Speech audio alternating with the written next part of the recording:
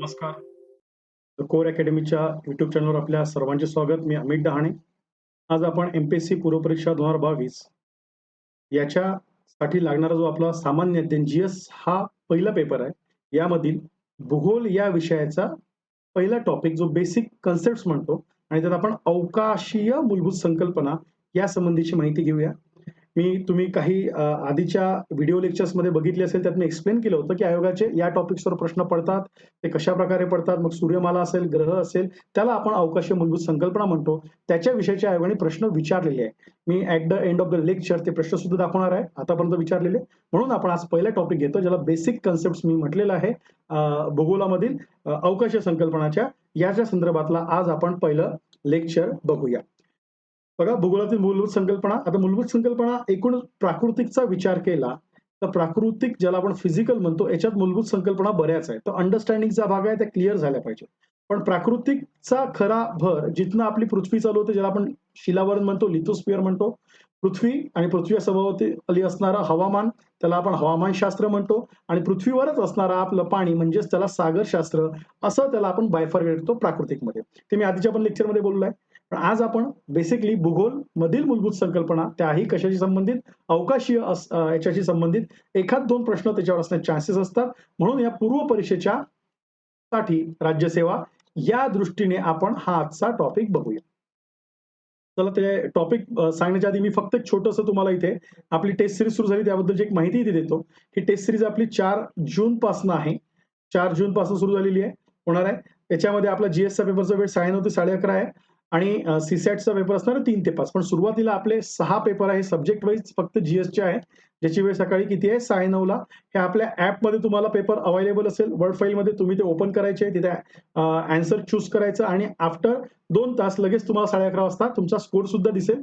मग 11:30 वाजताच तिथे ॲपमध्ये आपल्या तुम्हाला ज्याला आपण व्हिडिओ डिस्कशन म्हणतो, ते व्हिडिओ डिस्कशन सुद्धा तुम्हाला ॲपमध्ये दिसाल. त्यासाठी तुम्ही आपला ॲप द कोर अकॅडमीचा डाउनलोड करा आणि तिथे ही टेस्ट असेल. या टेस्टची 11 टेस्ट आहे. त्या जीएसच्या सब्जेक्ट वाईज 6 टेस्ट आहे. कॉम्प्रिहेन्सिव्ह पूर्ण जीएस आणि सीसॅट अशा एकूण 11 टेस्ट. आणि जर आपण पेपरची संख्या बघितली तर एकूण 16 पेपर आपले असणार आहे. त्याची ₹1000 फी आहे, हे सुद्धा लक्षात घ्या. हा एक जस्ट टाइम टेबल बघून घ्या.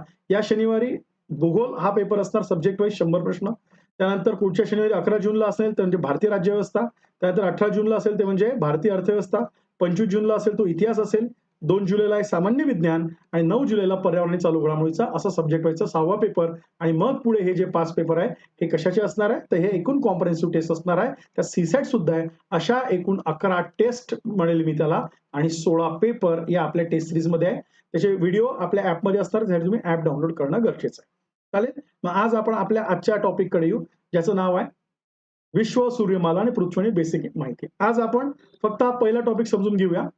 मग नेक्स्ट लेक्चरमध्ये पृथ्वीची बेसिक इन्फॉर्मेशन काय आहे, पृथ्वीवरचे प्रश्न कसे पडतात आणि मग त्याच्या पुढे आपण हळूहळू पुढचे टॉपिक जे आहे प्राकृतिकचे, जे मी आधीच्या व्हिडिओमध्ये एक्सप्लेन केले, अनालिसिसमध्ये एक्सप्लेन केले, त्यामध्ये आपण पुढे पुढे सरकूया, हे लक्षात घ्यायचं आहे.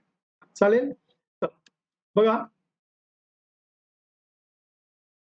विश्व व सूर्यमाला हे जे 2 टॉपिक आहे, विश्व व सूर्यमाला, ऍक्च्युअली एकच टॉपिकचा भाग आहे ज्याला अवकाश संकल्पना म्हणतो. याचे काय तुम्हाला अंडरस्टँड होणं गरजेचं आहे, काय समजून घेणं आहे ते आपल्या लक्षात घेऊया. पहिले तर विश्व म्हणजे काय, मग विश्वाची काही व्याख्या आहे का, ती काही विचारण्यात आलेली आहे का? व्याख्या विचारण्यात आलेली नाही, पण आपल्याला अंडरस्टँड होणं गरजेचं आहे की विश्व म्हणजे काय, हे अंडरस्टँड होणं काय आपल्याला गरजेचं आहे, हे सुद्धा इथं लक्षात घ्यायचं आहे. मग दुसरं आहे विश्वाची उत्पत्ती कशी झाली. त्यानंतर सूर्यमाला, विश्वाची उत्पत्ती कशी झाली म्हणण्यापेक्षा विश्वाची उत्पत्तीच्या ज्या काही थेरीज आहे, ज्याला आपण सिद्धांत म्हणतो किंवा थेरी म्हणतो विश्व उत्पत्तीच्या, त्याच्यावर जोड्या लावा. काय विचारण्यात आलाय, जोड्या लावा किंवा जोड्या जुळवा, असे प्रश्न याच्यावर पडून गेलेले आहेत. नेक्स्ट आहे सूर्यमाला. सूर्यमालामध्ये आपले ग्रह आहे आणि आपले पृथ्वी सुद्धा सूर्यमालेचाच भाग आहे, याच्यावर सुद्धा प्रश्न पडलेला आहे. आणि त्याच्यानंतरचं आहे ते म्हणजे काय, तर प्रकाश वर्ष. काय आहे, प्रकाश वर्ष, हे लक्षात घ्या. प्रकाश वर्ष संकल्पना काय, आता युपीएससीला लास्ट एक्झाम मध्ये सुद्धा प्रश्न पडलेला होता. असे काही प्रश्न आपल्याला इथं अंडरस्टँड होणं गरजेचं आहे, समजणं गरजेचं आहे. म्हणून आपण विश्व सूर्यमाला हा एक बेसिक कन्सेप्टचा टॉपिक आज बघूया, त्याची माहिती इथे घेऊया. चला, आता तुम्हाला समोर दिसतंय ते म्हणजे काय, तर हे आपलं काय अवकाश आहे, ज्याला आपण स्पेस म्हणतो. हे अनेक लाखो अब्जो इथे दिसताना हे काय तारे आहे, यात ग्रह असतील, ताऱ्यांमध्येच असणाऱ्या सूर्यमाला, ताऱ्यांपासून बनलेल्या ग्रहांपासून बनलेल्या सूर्यमाला असतील. त्याच्यानंतर तिथे सूर्यमालापासून बनलेल्या आकाशगंगा असतील, आकाशगंगापासून बनलेल्या दीर्घिका. मग ऍक्च्युली हे सर्व विश्व आहे. म्हणून पहिला प्रश्न येतो की हे जे आपण विश्व ज्याला म्हणतो, या विश्वाची उत्पत्ती निर्मिती झाली कशी? विश्वाची निर्मिती झाली कशी? मग त्याला काय आहे? थेरीज आहे. त्याला काय आहे? थेरीज आहे. काय आहे? तर त्याला आपण थेरी म्हणतो किंवा हायपोथेसिस म्हणतो. हे सगळ्यांनाच माहीत आहे का? कसं झालं, कुठं झालं? नाही. याचं आपण काही कन्सिडरेशन केलं आहे. काही गोष्टी आपण गृहीत धरल्या आहे का काय नक्की आहे या थेरी कशा असणार आहे त्याच्या संदर्भातलं. मग बघा, काही महत्त्वाच्या थेरीज आपल्याला बघायच्या त्या आयोगाने विचारलेल्या आहे. 2-2, 3-3 वर्ष आयोगाने सलग प्रश्न विचारले पूर्व परीक्षेत जुळायला हवा. ते बघूया. पण पहिले आपल्याला विश्व म्हणजे काय हे बघावं लागेल. विश्व म्हणजे काय? मग याची काही व्याख्या आहे का? एक याला सिंपल व्याख्या आहे, जी आपल्याला परीक्षेत तर विचारणार नाही. पण विश्व म्हणजे काय? फॉर एक्झाम्पल आता आपली पृथ्वी आहे. हा कशाचा भाग आहे? तर आपण म्हणतो आपली पृथ्वी जो आपल्या डोळ्यासमोर दिसते त्या सूर्यमालेचा भाग आहे. सूर्यमाला आमची, ज्यात आमची पृथ्वी इतर ग्रहासोबत आहे. आपली सूर्यमाला कशाचा भाग आहे? तर आपली सूर्यमाला ही आपण म्हणतो आकाशगंगा, मिल्की वे. अनेक सूर्य तिथे आहे. अशा आकाशगंगा त्याचा भाग आहे. आपली आकाशगंगा त्याच्यापेक्षा मोठी आकाशगंगा ज्याला आपण गॅलेक्सी किंवा त्यालाच काय म्हणतात दीर्घिका असं म्हटलं जातं मराठीत किंवा गॅलेक्सी आकाशगंगा जेव्हा विस्तारते त्याला तेव्हा गॅलेक्सी असं म्हणतो. मिल्की वेलाच ही दीर्घिकेचा भाग आहे आणि ही दीर्घिका कशाचा भाग आहे? तर ही दीर्घिका विश्वाचा भाग आहे. पण यात आपली एकच दीर्घिका आहे का? एकच आपली आकाशगंगा आहे का? एकच आपली सूर्यमाला, एकच आपली पृथ्वी आहे का? त्याचं उत्तर आहे नाही. असं नाहीये. अनेक आहे, अब्जो आहे. इट्स बियॉन्ड अवर काय म्हणतो नॉलेज लिमिट. आपल्या नॉलेजच्या पलीकडची गोष्ट आहे. हे आपल्याला माहिती नाही की किती आहे. म्हणून या विश्वाची व्याख्या काय करतात, की जे जे सूक्ष्मातले सूक्ष्म आणि मोठ्यातल्या मोठ्या सर्व गोष्टींचा समावेश. सर्व कुठल्या गोष्टींचा समावेश हा कशात होतो म्हणतात? विश्वात होतो. त्याला विश्व असं म्हणतात. मग बघा, मी बऱ्याच वेळा ज्यांनी माझे लेक्चर आधी पण ऐकले असेल त्यांना माहिती आहे, मी असे बेसिक पॉइंट्स विचारतो. जर तुम्हाला डिफरन्स विचारला, की विश्व आणि जग यातला फरक काय? विश्व म्हणजे काय? आणि जग म्हणजे काय? मग सिंपल आहे. विश्व म्हणजे ज्याच्यात आपली पृथ्वी, पृथ्वीसह सूर्यमाला, सूर्यमालेसह अनेक सूर्यमाला, अनेक आकाशगंगा, अनेक तारे असं इट्स अ व्हास्ट वेग. पण जग म्हणजे काय? तर जग हे रिलेटेड आहे आपल्या पृथ्वीशी. आपली पृथ्वी, तिच्या सभोवतालचं वातावरण, पृथ्वीवरील जमीन आणि पृथ्वीवरील पाणी याला मिळून आपण आपलं म्हणतो वर्ल्ड. काय म्हणतो? जग म्हणतो. ह्या बेसिक गोष्टी समजणं गरजेचं आहे. आता परत आपण आपल्या आधीच्या प्रश्नापाशी येऊ, की विश्वाची निर्मिती झाली कशी? कशाची? विश्वाची निर्मिती. मग त्याच्यासाठी काही थेरी किंवा मी म्हणलं सिद्धांत त्याच्यासाठी आहे. काय आहे आपण? सिद्धांत त्याच्यासाठी सांगितले जातात. मग तुम्ही ऐकले असेल, आपण लहानपणी एक तुम्ही फार शब्द ऐकलाय बिग बँग थेरी.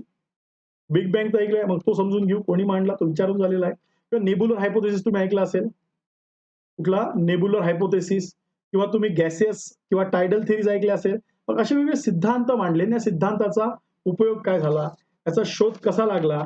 या सर्व गोष्टी आपल्याला इथे बघायच्या आहे. हे सुद्धा लक्षात घेऊया. मग हे सर्व सुरू असताना काय असताना? सर्व सुरू असताना इथं बघा, पहिले मी काही 4 नावं लिहिली आहेत. तुम्हाला सर्वांना ही नावं माहिती आहे. आपण शाळेत ऐकलेली आहे. Nicolaus Copernicus, John Kepler, Galileo Galilei आणि Isaac Newton. Okay. Isaac Newton त्याला आपण मॉडर्नायझेशन ऑफ ह्युमन इरा असं त्याला म्हटलं जातं. आयझॅक न्यूटन जिथनं 17वा शतक तिथनं माणूस जास्त आधुनिक झाला असं त्या शतकाचा आपण उल्लेख करतो. पण आता आपल्याला हे सगळं समजण्यासाठी आपल्याला काही गोष्टी इथे लक्षात घ्यावं लागेल. हे नावं मी 4 का लिहिली? कारण की एकूण ज्यावेळेस हे शोध संशोधन सुरू झालं, युरोपमध्ये सुरू झालं. त्या युरोपमध्ये रेनॉल्ड्स ज्याला आपण प्रबोधनाची चळवळ म्हणतो ही सुद्धा तिथे सुरू झालं आणि म्हणूनच त्याचं कारण आहे, की युरोप हा जास्त आधुनिक असणारा प्रदेश आहे. आधुनिक. सगळ्याच गोष्टींची आधुनिक आहे. इंडस्ट्रियलायझेशन तिथे झालं. साधन संपत्ती, सुबत्ता तिथे सगळं आहे. हे पण लक्षात घ्या. मग आता याचं जर आपण केलं, तर या चौघांना कन्सिडर केलं जातं founders of the modern astronomy. यांना काय म्हटलं जातं?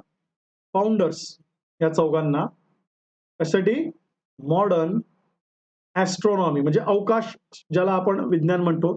त्या अवकाश विज्ञानाबद्दल जी काही मांडणी केली आहे, ती मांडणी या चौघांच्या याच्यातनं झाली असं त्याला म्हटलं जातं.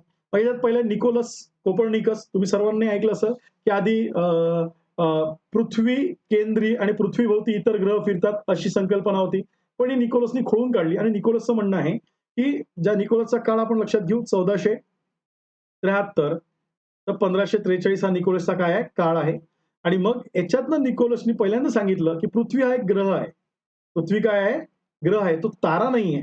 आणि दुसरं त्यांनी सांगितलं की सर्व जे ग्रह आहे, काय सर्व ग्रह हे कोणाभोवती फिरतात, तर सर्व ग्रह सूर्याभोवती फिरतात, सूर्याभोवती. आणि ज्याला आपण सूर्य केंद्री काय म्हणतो संकल्पना, ही सर्वात पहिले कोपर्निकसनी मांडली आणि तीच काय झाली, ती खरी ठरली. ही लक्षात घ्या. मग याच्यानंतर केपलर, केपलरची मांडणी होती. केपलर हा तिथून जवळजवळ पुढच्या एक 100 वर्ष पुढे गेला.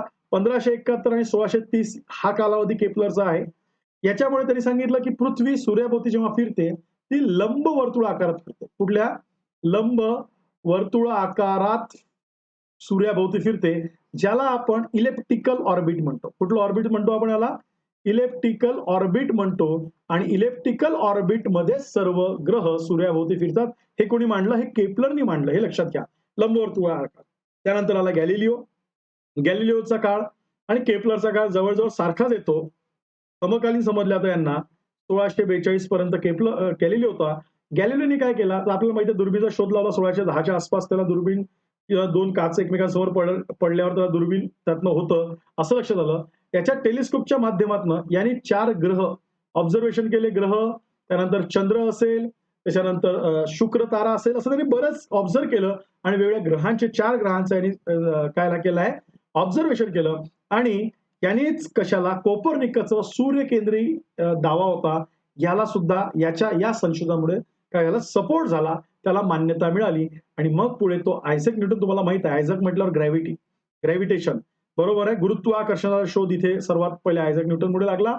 आणि याच्यामुळे हे शिक्कामोर्तब झालं की सर्व ग्रह कोणाभोवती फिरतात, सूर्याभोवतीच फिरतात. आणि सूर्याभोवती कशामुळे, बिकॉज सूर्याचं गुरुत्वीय बल. का फिरतात, बिकॉज सूर्याचं ग्रॅव्हिटेशन. आणि मग न्यूटनचा फर्स्ट लॉ आपण ऐकला आहे सर्वांनी, हा न्यूटनचा फर्स्ट लॉ असेल ग्रॅव्हिटीचा.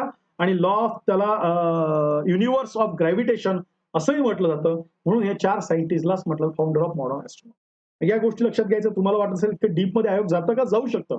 आयोग सायंटिस्टला कन्सिडर करतं आणि आयोग प्रश्न विचारतं, किंवा science base, physics base, geography आयोग मिक्स करतं, त्याला आपण ऍस्ट्रोफिजिक्स म्हणतो.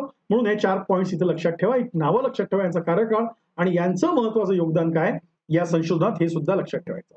मग परत येऊ आपण विश्वाकडे, की विश्वातल्या काही बेसिक संकल्पना आहे ते आपल्याला समजून घ्यायचं. ही तर आपली सूर्यमाला आहे, जे आता हे चित्र दिसतंय आपल्या डोळ्यासमोर, ही काय आपली सूर्यमाला आहे. हा आपला सूर्य आणि सूर्यापासून असणारा आपल्या ग्रहांचा क्रम आहे. हा इथे बुध आहे, इथं शुक्र आहे, इथे पृथ्वी आहे, इथे मंगळ आहे, इथे असणारा गुरु, त्यानंतर शनी, आणि इथं असणारा युरेनस आणि नेपच्यून. याला काय आता प्लुटोला ग्रह म्हटलं जात नाही, हे सुद्धा आपल्याला लक्षात घ्यायचं आहे. मग या आपण सूर्यमालेकडे येऊ. सूर्यमालेची माहिती आपण घेऊया काय असणार आहे. पण आपल्याला पहिले थेरीज बघायचे. काय बघायचे, थेरीज. विश्वाची ऍक्च्युअल उत्पत्ती काय झाली, त्याच्या काही सिद्धांत किंवा हायपोथेसिस किंवा थेरी मांडण्यात आल्या. त्या थेरीज नेमक्या काय ते आपण पहिले बघूया. त्या थेरीज कुठल्या कुठल्या आणि त्या महत्वाच्या थेरीज काय हे लक्षात घ्या. या सर्व ज्या काही थेरी ग्राह्य धरण्यात येतात, मांडलेले आहे, किंवा सायंटिस्टची नाव आहे, बिग बँग म्हटलं फॉर एक्झाम्पल, या सर्व थेरीचा एक संबंध लक्षात घ्या की जी काही विश्वाची निर्मिती झाली आहे स्फोटातनं झाली. कशातनं, स्फोट. पण हा स्फोट झाला कशाचा, हा स्फोट होताना हायड्रोजन प्लस हेलियम याचे ढग असू शकतात, वायूंचे ढग आहेत, हायड्रोजन हेलियम कणांचा मोठा स्फोट झाला आणि मग याच्यातनं द्रव्य बाहेर फेकलं गेलं.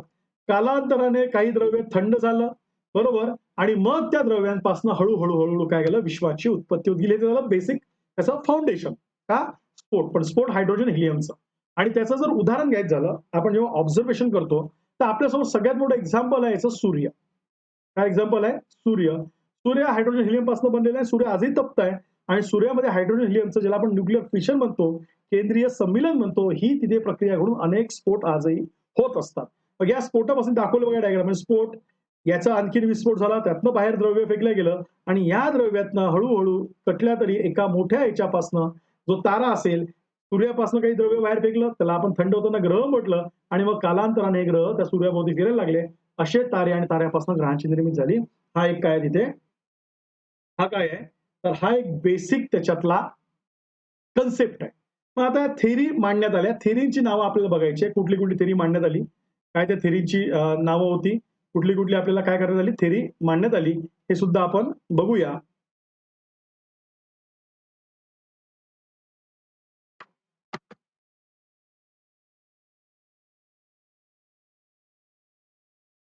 बघा ही थेअरींची नावं. मग यातलं सर्वात पहिले, कारण की आता तुम्हाला क्रोनॉलॉजी पण विचारून झाली. मग काही मी दाखवतो माझ्या हँड रिटन नोट्स ह्या सुद्धा दाखवतो मी तुम्हाला. काय थेअरी काय, ज्याला आपण थेअरी कुठल्या थेअरी म्हणतात आहे, तर याला ओरिजिन ऑफ अर्थ असं म्हटलं जातं.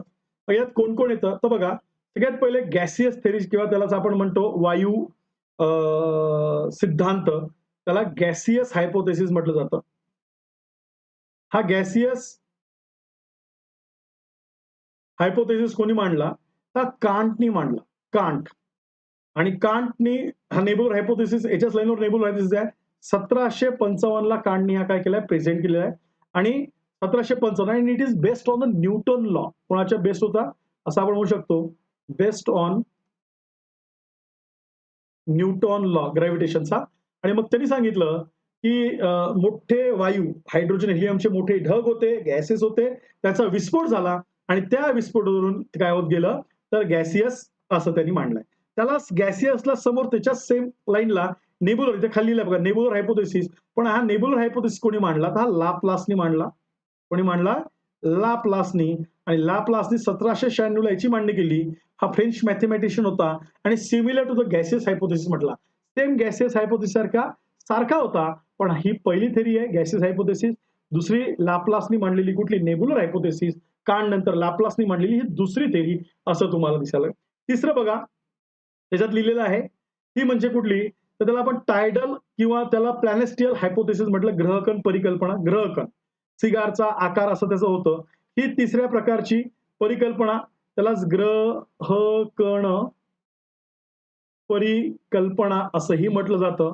ही ग्रहगण परिकल्पना मांडली कोणी? चेंबरलिन. पडलेला मी तुम्हाला प्रश्न दाखवेल शेवटी. ओके. आणि मुल्टॉन. आणि मुल्टॉन ही 1905 च्या आसपास मांडण्यात आलेली आहे. ओके. ही लक्षात घ्या. त्याच्यानंतर 4 नंबरची आहे, ती म्हणजे टायडल. 4 नंबरला किंवा टायडललाच आपण म्हणतो भरती परिकल्पना. टायडल हायपोथेसिस किंवा यालाच म्हटलं जातं भरती परिकल्पना अशी मांडलेली आहे आणि ही मांडली जेम्स जीन्स. जेम्स जीन्सनी मांडली आहे 1919. याला it's consider as a modern hypothesis. याला मॉडर्न म्हणतात. आधुनिक म्हटलं जातं सिद्धांताला. इट्स अ मॉडर्न हायपोथेसिस असंही म्हटलं जातं. त्याच्यानंतर आणखीन काही आहे का? येस. त्याच्यानंतर कोलॅजन हायपोथेसिस आहे. कोलॅजन म्हणजेच काय? तर एकमेकांना टक्कर, त्याला टक्कर सिद्धांत असं म्हटलं जातं. Collagen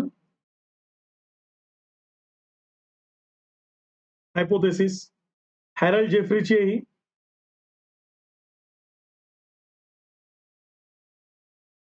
Herald जेफ्रीची. त्याच्यानंतर काही सिद्धांत परत आहे, बायनरी हायपोथेसिस. ही नावं माहीत पाहिजे आपल्या सर्वांना, बिकॉज हे आयोग विचारलं जातं. बायनरी हायपोथेसिस ही रसेलनी मांडलेली आहे. 2 याचा टक्कर करून असं रसेल म्हणतो. Dualistic concept basis on the dualistic concept. एक ऑब्जेक्ट नाही, 2 ऑब्जेक्ट एकमेकांना टक्कर झालेली आहे. त्याच्यानंतर पुढची आहे सुपरनोवा. सुपरनोवा हायपोथेसिस ही होलेनी मांडलेली आहे. होयलनी मांडलेली आहे 1946 मध्ये. ही 1937 मध्ये मांडलेली आहे. हे लक्षात घ्या. आणि त्याच्यानंतर येतं इंटरस्टेलर. इथे लिहितो मी.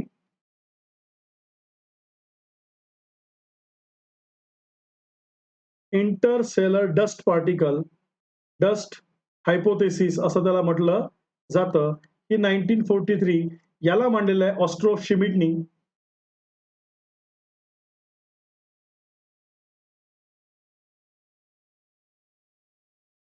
शिमिट. आणि मग लास्ट जी दाखवली आहे इथे, बिग बँग. जिथं दाखवली आहे फुग्यासारखी. एनसीईआरटीत सुद्धा याचा डायग्राम आहे. फुग्यासारखी म्हणजे विश्व दिवसेंदिवस विस्तारत चाललेलं आहे. बघा, आधी जवळ-जवळ होतं, आता लांब-लांब चाललेलं आहे. आता काय झालं? लांब. म्हणजे विश्वाचा विस्तार दिवसेंदिवस होत आहे. याला म्हटलंय बिग बँग. बिग बँग असो called as the modern hypothesis. आधुनिक म्हटलं जातं याला.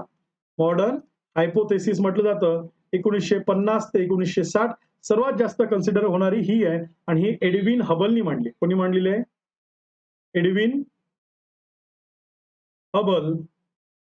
यांनी ही कन्सेप्ट मांडलेली आहे. पण इतके सिद्धांत तुम्हाला लक्षात ठेवायचे. मी परत एकदा दाखवतो. बघा, gaseous hypothesis Immanuel Kant basis on the Newton's law कांटनी मांडलेली आहे.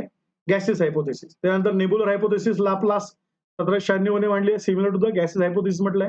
मग प्लॅनेट हायपोथेसिस 1905 मध्ये चेंबरली आणि मुल्टननी, त्याला ग्रहगण परिकल्पना म्हणतात. टायडल हायपोथेसिस ती जेम्स जीन्सनी मांडली, त्याला भरती आपण म्हणतो, भरती परिकल्पना. कन्सिडर द मॉडर्न, याला मॉडर्न म्हटलं जातं. त्यानंतर कोलाजन हायपोथेसिस हॅरल्ड जेफ्रीनी मांडली आहे. हा मॉडिफाईड ओरिजिनल टायडलला त्याला काय केलं आहे, मॉडिफाईड केलेलं आहे. नंतर there is the binary hypothesis basis on the dualistic concept 1937 रसेलनी मांडणी केलेली आहे. सुपरनोवा हायपोथेसिस हेवलनी मांडलंय 1946 base on the nuclear physics, अणुकेंद्र ज्याला म्हणतो आपण त्याच्या आधारे, बरोबर. त्यानंतर इंटरस्टेलर डस्ट हायपोथेसिस, आंतरविश्व धुलीकण सिद्धांत ऑस्ट्रो शिमिटनी मांडलेला आहे 1943 ला. आणि last but not least big bang 1950 Edwin Hubble, याला कॉस्मिक बॅकग्राऊंड एक्सप्लोअर म्हणतात, त्याला मॉडर्न थेरी सुद्धा म्हणतात. आणि मग लॅकेशियर असेल, लिटन असेल, बॅनर्जी भारतीय रूपरेषा ताऱ्यांचा सिद्धांत ज्याला सेफॉइड हायपोथेसिस असं म्हटलं जातं, असे सुद्धा थेरीज मांडले झाले आहे. तर आपल्याला यांची नावं लक्षात ठेवायचं आहे. आयोगाने याच्यावर 2017 आणि 2018 आयोगाने काय वापरलेलं आहे, जोड्या जुळवा असा याच्यातला काय विचार झाला, पॉइंट विचारण्यात आला. म्हणून इतक्या आपल्याला विश्वाच्या उत्पत्तीचे बेसिक गोष्टी आणि थेरीज माहिती पाहिजे. नाव नेक्स्ट आता आपण आपल्या सूर्यमालेची माहिती, कशाची, ही आपली सूर्यमाला आहे. काय आपल्या सूर्यमाला, तर आपल्या सूर्यमालेत निर्माण झाली, सूर्यमालेत आपल्या एकूण 8 ग्रह आहेत. किती ग्रह, 8 ग्रह. मग काय बेसिक कन्सेप्ट माहित पाहिजे, 8 ग्रहांचा क्रम माहित पाहिजे. कुठून, सूर्यापासून, त्याला म्हणतात सूर्याभोवती फिरणाऱ्या ग्रहांचा क्रम. मग त्याच्यातलं सर्वात पहिले तुम्हाला माहित आहे, सोपं आहे, त्यातलं काय, बुध आहे. दुसरं काय आहे, शुक्र. तिसरं आपली पृथ्वी. त्याच्यानंतर इथं असणारा मंगळ. मग इथे असणारा गुरु, हा शनी, युरेनस आणि नेपच्यून, हा ग्रहांचा क्रम आहे. मग यातल्या पहिल्या 4 ग्रहांना त्याला आंतरग्रह म्हणतात, जे सूर्यापासून जवळ आहे, याला काय म्हणतात, इनर प्लॅनेट्स. याला काय म्हणतात, 4 ग्रहांना आंतरग्रह म्हणतो आपण, जे सूर्यापासून काय आहे, जवळ आहे, किंवा त्याला आपण काय म्हणतो, इनर प्लॅनेट असंही त्याला म्हटलं जातं. हे सुद्धा लक्षात घ्यायचं. आंतरग्रह किंवा टेरेस्ट्रियल प्लॅनेट. टेरेस्ट्रियल का, तर त्याचं ते सगळे स्थायू स्थितीत आहे. कुठल्या स्थितीत आहे, स्थायू स्थितीत आहे. याला आपण बाह्य ग्रह असं म्हणतो, आउटर प्लॅनेट. आणि हे सर्वच्या सर्व बाहेरचे ग्रह कुठल्या स्थितीत आहे, वायू स्थितीत आहे. याला जोविन प्लॅनेट असं म्हटलं जातं. याला टेरेस्ट्रियल प्लॅनेट असं सुद्धा म्हटलं जातं, हे लक्षात घ्या. आणि मंगळ आणि गुरु यांच्यामध्ये जो असतो तो लघु ग्रहांचा पट्टा आहे. कुठला पट्टा आहे, लघु ग्रहांचा पट्टा. हा कशाच्या मध्ये दिसतो, हा या मंगळ आणि गुरु ग्रहाच्या मध्ये लघु ग्रहांचा पट्टा दिसतो. हा सुद्धा पॉइंट आपल्याला इथं लक्षात ठेवायचा. आपल्याला एक छोटी बेसिक ग्रहांची माहिती बघायची आहे, ग्रहांवर प्रश्न पडलेले आहे म्हणून आपल्याला ती माहिती बघायची, हे सुद्धा लक्षात घ्या. मग आता हा आंतरग्रह आणि हा झाले बाह्यग्रह, यात डिफरन्स काय आहे, तर आंतरग्रह तुमच्या स्थायू स्वरूपात आहे आणि बाह्यग्रह वायू स्वरूपात. त्याचं कारण काय आहे, सूर्याच्या जवळ आहे असं सांगितलं जातं. सूर्याच्या जवळ असल्यामुळे जे काही सूर्यावरच्या, ज्याला आपण विंड, सोलर विंड्स म्हणतो, त्याचा इम्पॅक्ट, तापमानाचा इम्पॅक्ट इथे झाला. आणि इथलं वातावरण जे होतं, वातावरण आणि या वातावरणात असणारे वायू, हे सुद्धा वायू रूपीच होते. हे वायू काय झाले, एस्केप झाले. आणि ते एस्केप झाल्यामुळे काय झाले, ते निघून गेले आणि खाली काय झालं, त्याला स्थायू रूपांतर झालं. हे जे ग्रह आहे, इथली एस्केप व्हेलॉसिटी खूप हाय आहे, त्याच्यामुळे याच्यावरचे अजूनही वायू काय झालेले आहे, अजून त्या ग्रह सोडून बाहेर पडले नाही, म्हणून ते वायू स्थितीत आहे. कारण की त्या सूर्यापासूनचं अंतर काय आहे, जास्त आहे. अशा इथे असे कन्सिडर केल्या जातात गोष्टी, त्याचा हा कारण आहे. हे बेसिक गोष्टी आपल्याला समजणं गरजेचं आहे. ठीक आहे, याचा क्रम वगैरे विचारत नाही. हा विचारतं काय, तर आता तुम्हाला दिसतंय हे जे ऑर्बिट आहे, ज्याला आपण इलेक्ट्रिकल ऑर्बिट म्हणतो, कोणाभोवती फिरण्याचं, सूर्याभोवती. इलेक्ट्रिकल ऑर्बिट म्हणजे वर्तुळाकार कसे आहेत, सर्व ग्रह सूर्याभोवती फिरतात. मग त्याचा जो कालावधी आहे कोणाभोवती फिरण्याचा, सूर्याभोवती फिरण्याचा, आणि सूर्याभोवती फिरत फिरत सर्व ग्रह कोणाभोवती फिरतात, स्वतःभोवती फिरतात. हा कालावधी, ज्याला आपण इन सिंपल परिवलन म्हणतो, स्वतःभोवती फिरताना, ज्याला पृथ्वीला 365 दिवस लागतो, 24 तास लागतात. आणि ते आपले काय आहेत, तर आपला तो दिवस आहे. आणि दुसरं असतं परिभ्रमण, ज्याला आपण रिव्होल्यूशन म्हणतो, त्याला 365 जे सूर्याभोवती लागतं. या 2 कन्सेप्ट, या गोष्टी आणि त्याचं पृथ्वीसोबतचं कंपॅरिझन हे बघितलं जातं. हा सुद्धा पॉइंट इथे लक्षात घ्यायचा. हा सुद्धा इथं पॉईंट लक्षात घ्यायचा. मग जर आपण या आधी पुढच्या गोष्टीकडे जाण्याच्या आधी तर आपल्याला एक क्रम माहित पाहिजे. तो म्हणजे कुठला? तर सूर्याभोवती फिरण्याचा सूर्याभोवती फिरण्याचा क्रम जो तुम्हाला इथे दिसतोय, जो आपल्या पाठी आहे सोपा आहे. आणि दुसरा एक क्रम माहित पाहिजे या ग्रहांचा, तो म्हणजे याचा आकारमानानुसार असणारा क्रम, वस्तुमान आणि आकारमान. तो काय येईल? गुरु 1 वर येईल, शनी 2 वर येईल, युरेनस 3 वर येईल, नेपच्यून 4 वर येईल, मग आपली पृथ्वी 5, मग त्यानंतर शुक्र 6, त्याच्यानंतर मंगळ 7 आणि जो मर्क्युरी हा सर्वात छोटा आकाराने असणारा ग्रह आहे. हे बेसिक आहे, काही फार कठीण नाही आहे. या सुद्धा गोष्टी आपल्याला माहित पाहिजे. सर्वात जास्त वस्तुमान असणारा ग्रह कुठला? तर ज्युपिटर आहे. हे लक्षात घ्या. पण जर आपण कंपॅरिझन मध्ये गेलो तर आपल्या पृथ्वीची घनता सर्वात जास्त आहे. काय? घनता. कारण की स्थायू ज्याला म्हणतो आपण घन स्वरूपात असणारा ग्रह, सर्वात जास्त घनता, सर्वात अधिक घनता असणारा ग्रह कुठला? तर पृथ्वी. सर्वात कमी घनता असणारा ग्रह कुठला? तर तो कुठला येतो? शनी. या सुद्धा बेसिक काही गोष्टी आपल्याला माहिती असणं गरजेचं आहे. आणि मग याचा सूर्याभोवती फिरण्याचा लंबवर्तुळाकार कक्षा, दॅट इज इलिप्टिकल ऑर्बिट, त्याचा क्रम आणि याच्या आकारमानानुसार असणारा क्रम.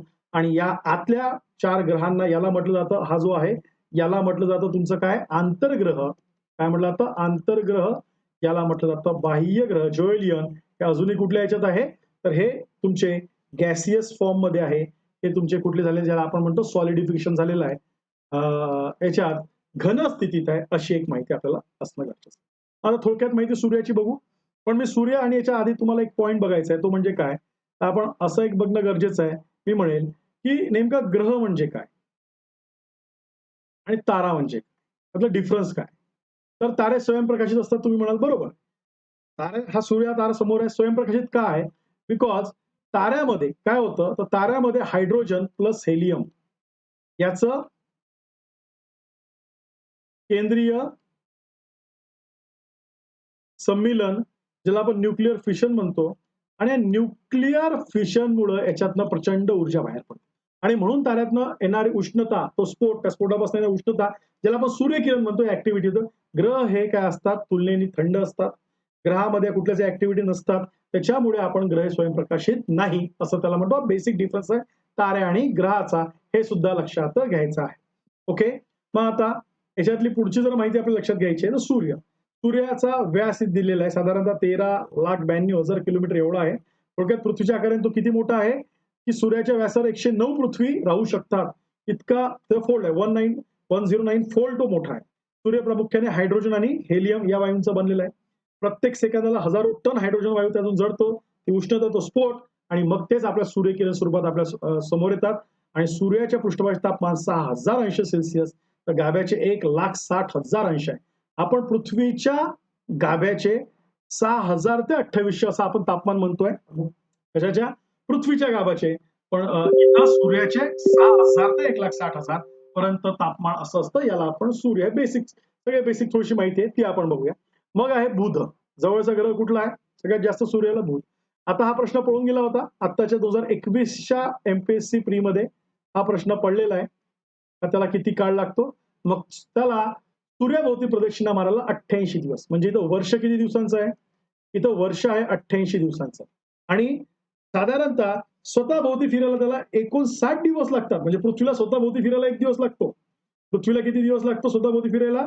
1. पण पृथ्वीच्या तुलनेत त्याला किती दिवस लागतात? 59. म्हणजे परिवलन काळ, रोटेशन, परिवलन काळ आहे हा त्याचा. आणि हा त्याचा कुठला काळ आहे? परिभ्रमण काळ. हे सुद्धा लक्षात घ्या. बुध हा सगळ्यात आकाराने छोटा आणि सूर्याला सर्वात जवळ, पण सूर्याभोवती प्रदक्षिणा, याला फास्टेस्ट प्लॅनेट म्हणतात. काय म्हणतात? फास्टेस्ट प्लॅनेट, सर्वात वेगवान ग्रह. का फास्टेस्ट म्हणतात? कारण की इथं वर्षाचा कालावधी सर्वात कमी आहे, याचं ऑर्बिट कमी आहे, याचं डिस्टन्स ऑर्बिट कमी आहे, म्हणून हा सूर्याला सर्वात लवकर काय म्हणतो? प्रदक्षिणा पूर्ण करतो. नेक्स्ट आहे शुक्र.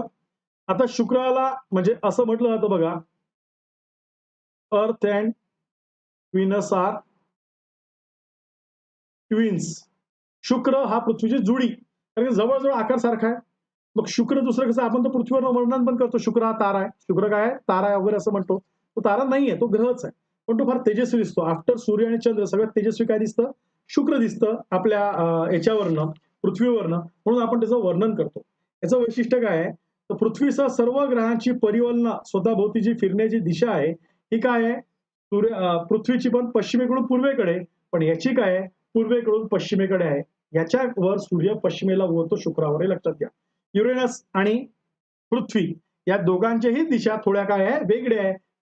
युरेनस आणि शुक्राच्या, पृथ्वीची आणि इतर ग्रहांची दिशा पश्चिमेकडून पूर्वेकडे, याची पूर्वेकडून पश्चिमेकडे आहे. हा सुद्धा पॉईंट इथे लक्षात ठेवायचा आहे. आणि याचं वैशिष्ट्य काय, शुक्राला स्वतःभोवती 243 किंवा 245 दिवस लागतात, म्हणजे त्याचा परिवलन काळ. आणि त्याचा वर्षाचा कालावधी 225 आहे मात्र वर्ष. म्हणजे असा एकमेव ग्रह आहे जिथे दिवसापेक्षा वर्ष लहान आहे. काय, दिवसापेक्षा वर्ष लहान आहे, हे त्याचं काय आहे, महत्व आहे. आणि शुक्र का तेजस्वी दिसतो पृथ्वीवरनं, कारण की शुक्र आणि पृथ्वी अंतर कमी आहे, पृथ्वीला सर्वात जवळ आहे आणि त्याचा दिवस मोठा, त्याच्यामुळं त्याच्यावर पडणारं सूर्यकिरण ते रिफ्लेक्ट होऊन कुठे दिसतं, पृथ्वीवर, म्हणून तो रिफ्लेक्ट होतो आणि पृथ्वीवर तो सहज दिसतो, हे सुद्धा लक्षात घ्यायचं. नाव नेक्स्ट पृथ्वी. आता पृथ्वीचा तर अभ्यासच आपल्याला करायचा, म्हणून मी तर जास्त घेणार नाही, फक्त लक्षात ठेवा पृथ्वीचा व्यास 12,756 किलोमीटर आहे. सूर्यापासूनचे तिचे अंतर 14 लाख, ज्याला आपण म्हणतो 14 कोटी 96 लाखच्या आसपास, म्हणजेच आपण 15 कोटी किलोमीटर म्हणतो मी त्याला, इतकं आहे. त्याला 1 ॲस्ट्रॉनॉमिकल युनिट असंही म्हटलं जातं. हा सुद्धा एक पॉईंट लक्षात घ्या. पृथ्वी, त्याला आपण जलग्रह, वॉटर प्लॅनेट असंही म्हणतात. मग आहे मंगळ. मंगळ रेडिश प्लॅनेट. कुठला प्लॅनेट, रेडिश. दिसतानाच काय दिसतो, तांबूस, किंवा याला तांबूस ग्रह असंही म्हटलं जातं. आता मंगळ हा महत्वाचा यासाठी आहे, एखाद्या संशोधनासाठी सगळ्यात जास्त वापरण्यात आलेला ग्रह आहे. मंगळाचा देखील आज सूर्य भ्रमण 25-19 अंशांनी कललेला आहे. आपला कितीने कललेला आहे, 23.5 डिग्रीने कललेला आहे. तर त्याचा कितीने कललेला आहे, 25.19 अंशांनी कललेला आहे, पृथ्वीसारखा. पृथ्वीप्रमाणे उन्हाळा आणि हिवाळा असे 2 ऋतू इथं अनुभवास येतात. या ग्रहात स्वतःभोवती फिरण्यासाठी 24 तास 36 मिनिटं, पृथ्वीपेक्षा जास्त लागतो. आपल्या पृथ्वीला 23 तास 56 मिनिटे काही सेकंद लागतात, पण याला पृथ्वीपेक्षा जास्त कालावधी लागतो. पण सूर्याभोवती फिरण्यासाठी याला 657 दिवस, जवळजवळ आपल्या दुप्पट वर्ष याच्याकडे लागतं. लक्षात घ्या, पृथ्वीपेक्षा दुप्पट वर्ष याला लागतं. आणि जवळच्या चंद्राचे नाव काय याच्या, फोबस, आणि दूरच्या चंद्राचे नाव डिमॉस. त्याला 2 चंद्र आहे, त्याला आपण नॅशनल सॅटेलाइट म्हणतोय, का फोबस आणि काही डिमॉस. हा प्रश्न पळून गेलेला आहे, मी तुम्हाला दाखवतो. ही मंगळाचा. मानवाने सर्वात जास्त, भारताचं पण मिशन मॉम झालाय, काय केलंय, संशोधनासाठी उपयोगात आणलेला ग्रह आहे. कोणासाठी, संशोधनात. हा पॉईंट लक्षात ठेवायचा. मग बघा गुरु. गुरुचं महत्व काय, तर गुरु गुरु राशीत आहे वगैरे सगळे ठीक आहे, पण गुरु हा आकाराने सर्वात मोठा आहे.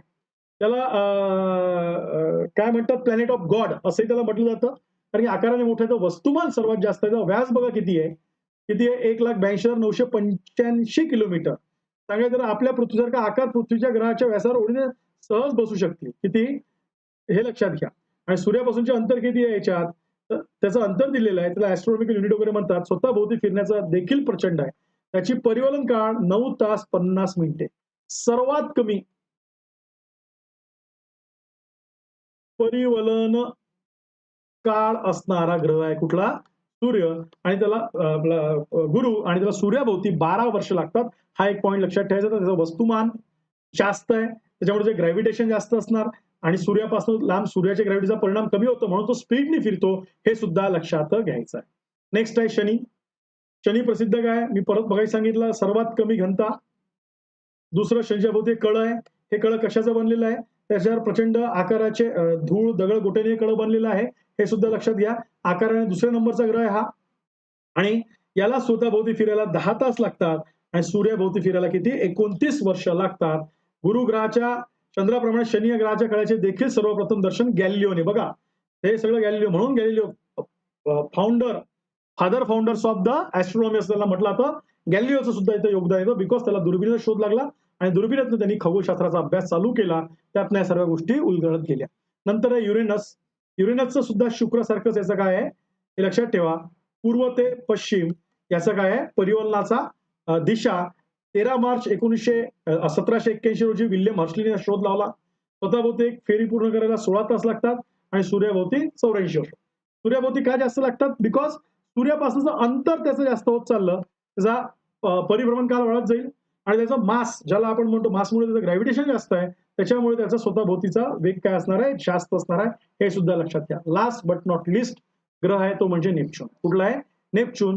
ग्रहाचा शोध 4 ऑगस्ट 1964 मध्ये लागलेला आहे. हा दुर्बिणीमधनं पाहता येतो.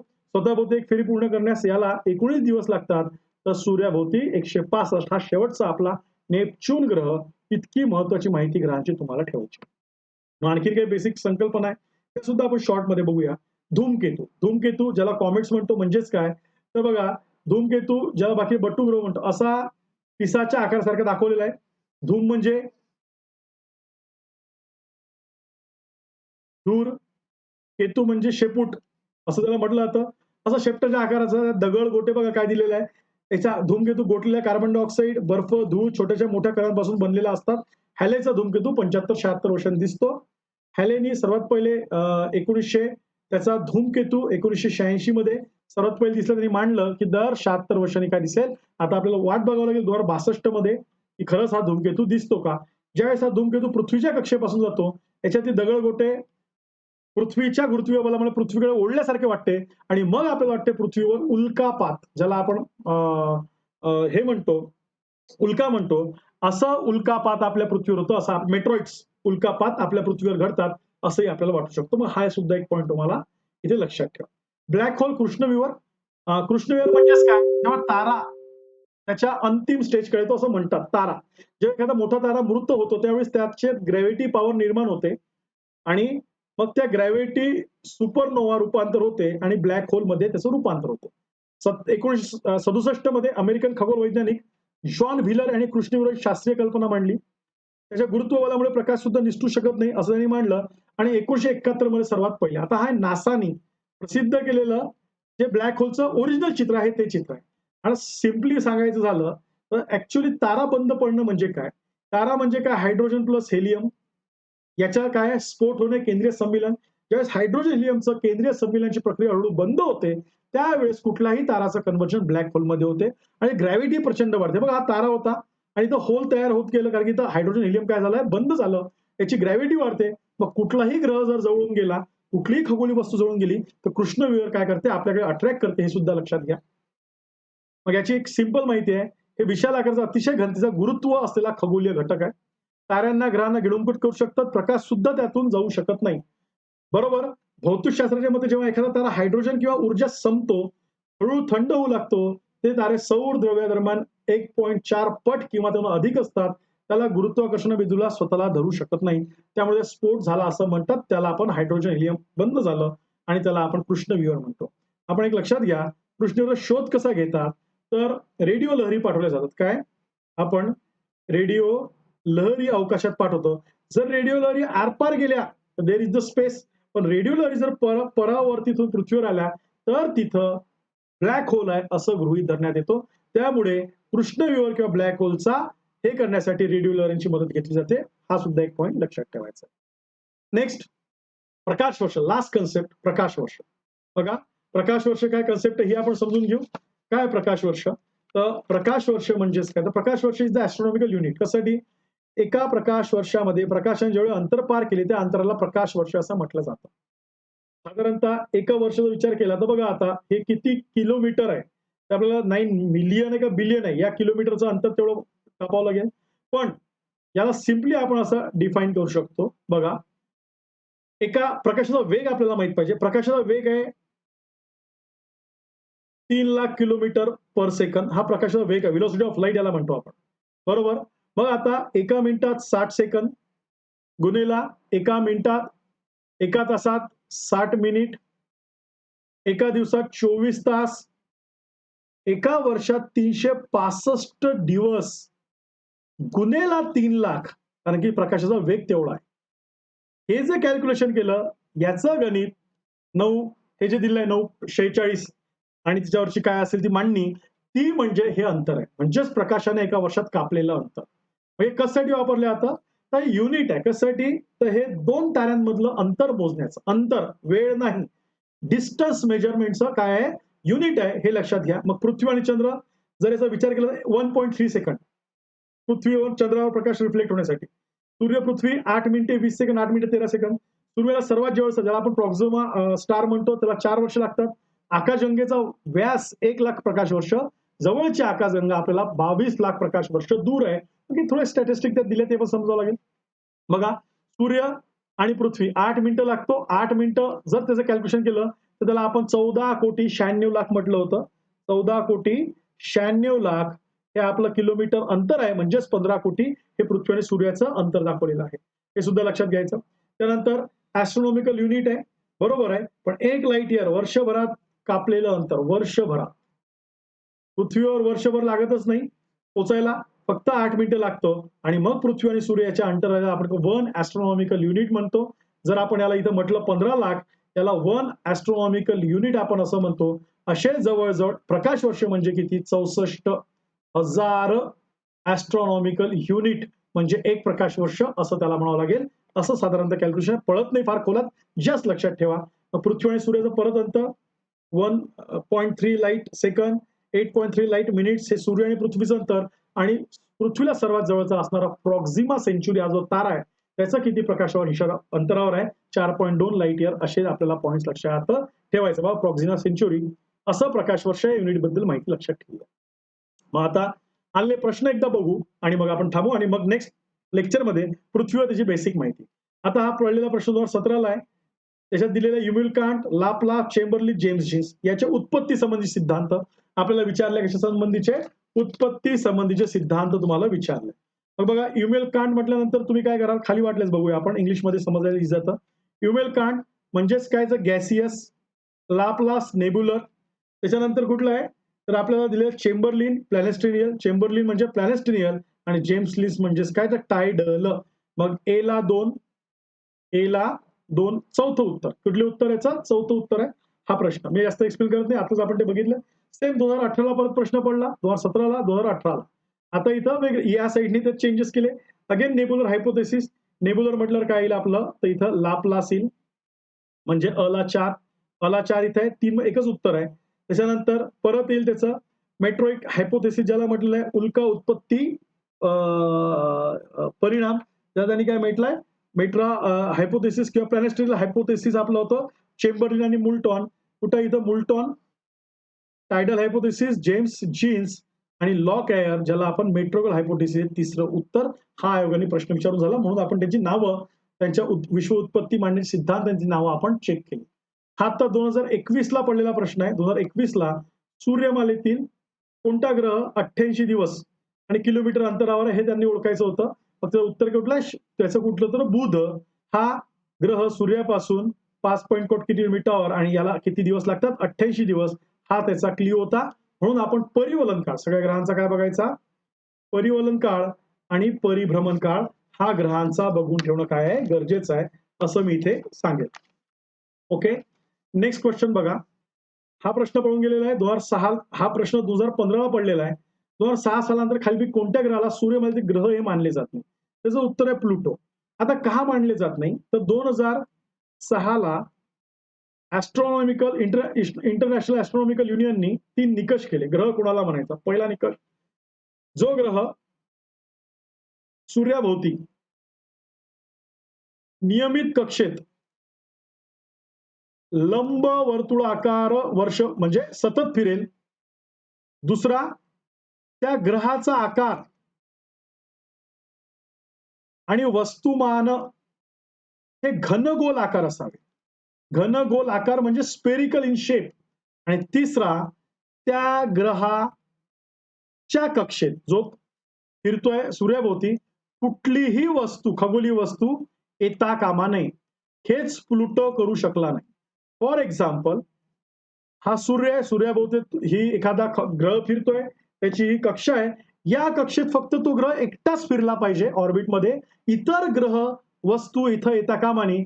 आणि प्लुटोच्या ऑर्बिटमध्ये इथं ग्रह वस्तू येत होत्या असं दिसलं म्हणून प्लुटोचं ग्रहपद 24 ऑगस्ट 2006 ला काय केलं काढून टाकलं. हे तुम्ही लक्षात ठेवा. हा प्रश्न पळून गेला. आणि लास्ट बट नॉट लिस्ट शेवटचा प्रश्न बघा.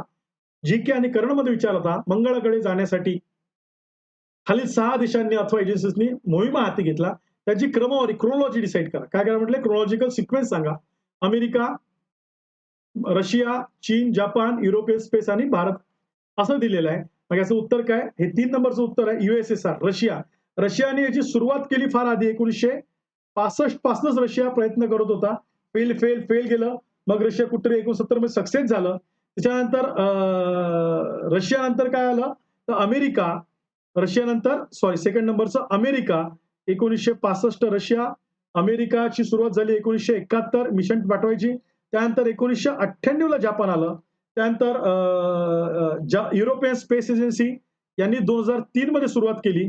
चीनने केली 2011 मध्ये आणि भारताने केली 2013 मध्ये, ज्याला आपण मॉम म्हणतो. मग भारत हा आतापर्यंत 4 देश सक्सेस झाले.